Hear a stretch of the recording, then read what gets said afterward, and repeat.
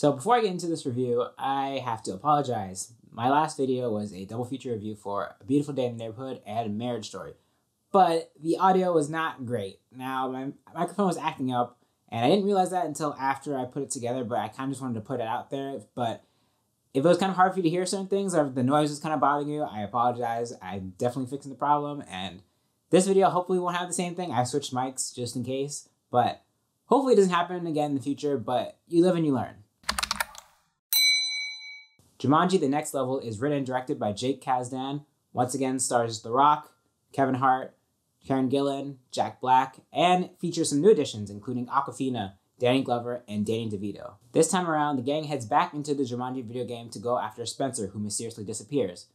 Along with them come Spencer's grandpa and his grandpa's friend, who inhabit The Rock and Kevin Hart's characters. So now they're on an adventure together to try and find Spencer and teach these old people how to play the video game.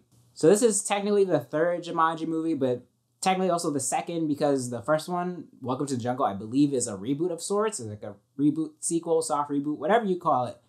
And that one was a surprise to me. When I first heard about them bringing back Jumanji, I was kind of skeptical because when they bring back these nostalgic properties, sometimes they don't always work. But this one was a real surprise to me because they did something new and refreshing with it, but they did have some nice callbacks to the original with Robin Williams. So I was really excited to see that this version got a sequel. And they look like they really upped the ante in the sequel, which you usually see with big franchise movies like this. Like, they find ways to make it more interesting. And the twist with Danny DeVito and Danny Glover being in the game, I thought was really funny in the trailers. And of course, the cast from the original was great, and they came back, along with the kids too. I actually liked the kids in the first movie. I don't know if a lot of people did, but I actually did relate to their characters, especially toward the end. Seeing that everybody was back and there were some new twists to the game, I was excited for this one. Overall, I would say I did have fun with this one, but I think the first one is still better. So let's get into it. What worked?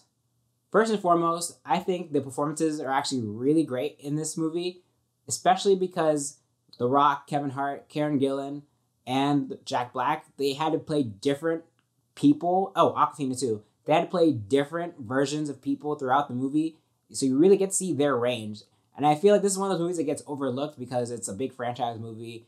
It's goofy, a lot of CGI and stuff. But there are actually some really great performances here, especially with The Rock impersonating Danny DeVito and Kevin Hart impersonating Danny Glover. Those two, I thought, really killed it in this movie. But again, everybody did great across the board. What makes these movies great is that these actors are really able to pull out different performances, different versions of their characters, which I think makes this cast so unique, which makes these characters so unique. Another thing I liked is the set pieces, the action. There were a lot of great sequences in this movie along with the CGI, and the CGI for the most part was pretty well done.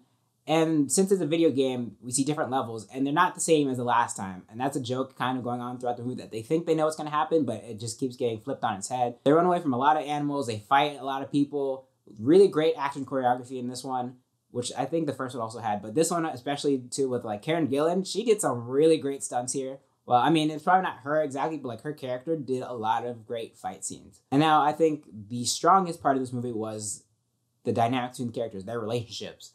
We see a lot of them are either at odds with each other, or you see how they become closer in the last movie. The relationships that stood out to me the most were Spencer and Martha, and Milo and Eddie. Both these relationships start off kind of rocky in the beginning. You kind of see them work through what happened, what caused their relationships to go astray, what made them have this weird thing going on with each other, you know, and they're really working through it together.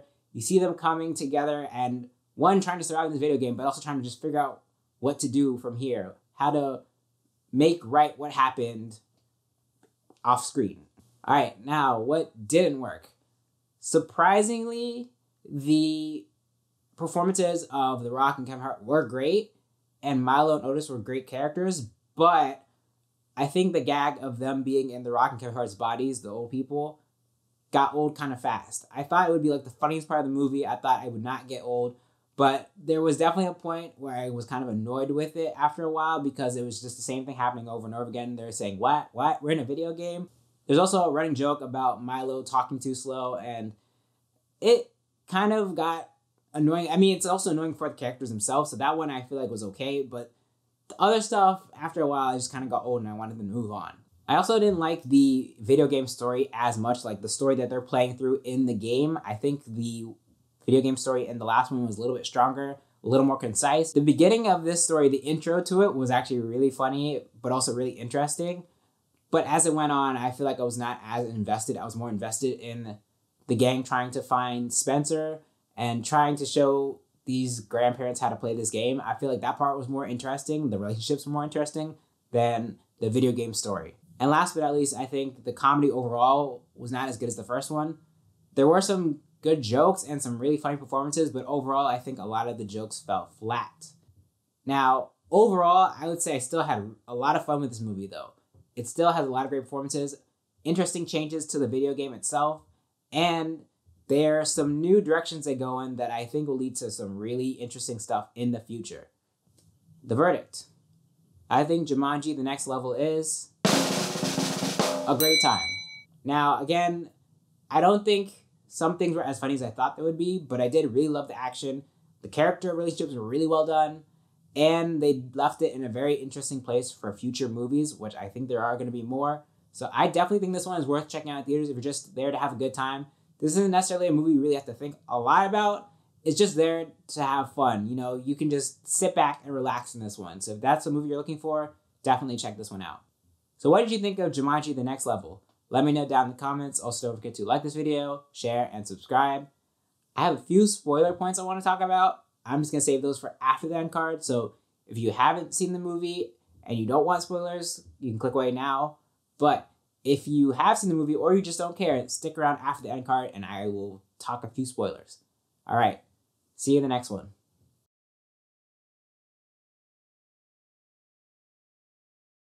All right, if you are here right now, then you either have seen the movie or you don't care about spoilers. So just in case you didn't click away in time, I'll give you 3 seconds. 3, 2, 1. All right, let's go. Spoilers. So again, I mentioned that The Rock and Kevin Hart, their characters being inhabited by the old people got old really fast, but they managed to fix it because they established in this movie that there are these pools of water where they let you switch characters, and that led to this really great scene where everybody, well, except Karen Gillan because she was still in her body, her normal avatar, but everybody else, including Awkwafina, because Spencer is Awkwafina's character.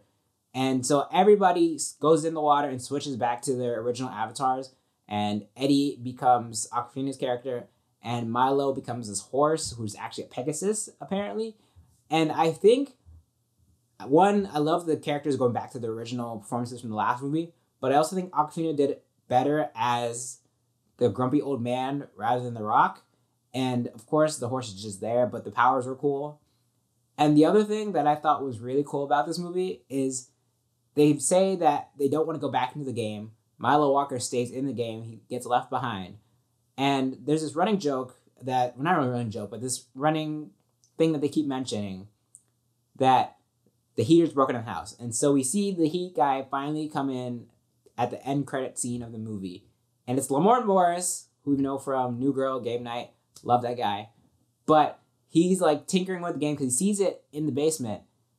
And while the kids from the Jumanji, you know, like Spencer, Bethany, Fridge, and Margaret, they're chilling at this restaurant. And while they're walking out, they see a bunch of emus run by. And so what I think the third movie to this trilogy, I guess we'll call it, or fourth if you're counting the original Robin Williams one, is that since they don't want to go back in the game is coming to them, which is kind of a callback to the original Jumanji where the game came alive and was attacking the real world. So I am actually really excited to see where the third one goes if they do end up doing it, because I wasn't sure where they were going to go with this because they already kind of flipped it on its head in this movie, but I think they managed to pull off something really interesting. So I really hope that this next one definitely nails it. Not that this one was bad. I did enjoy this one, but the first one to me was a little bit stronger. So again, don't forget to like, comment, subscribe, and share.